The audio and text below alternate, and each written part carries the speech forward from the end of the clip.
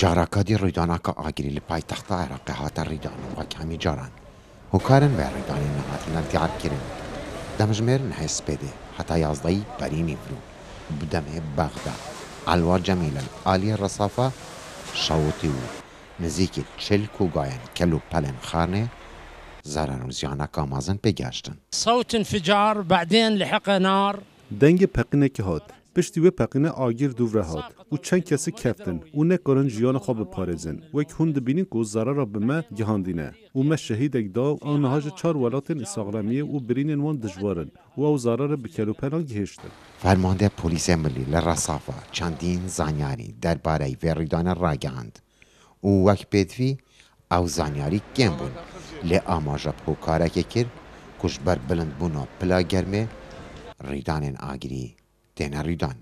الحادث عبارة عن احتراق بنايتين كل بناية متكونة من طابقين. Vê bûyerê du avahî vegirtin. Her avahiyê ji du qatan pêk dihêt û her wiha jêr mexzen û hindek dukan hebûn. Sedema derkeftina agirî tiştên zêdet avahî dabûn û bêserûberiya avahî bû ji madê sandwîç panel pêk hatbû. Lê 10 tîmên me şiyan agirî kontrol bikin. Pêşî niha em li meha Temûzê ne. Meha 7 û 8 pila germê gelek bilind e. Dibe hûkar ku agir derkeve û şewat çê bibin.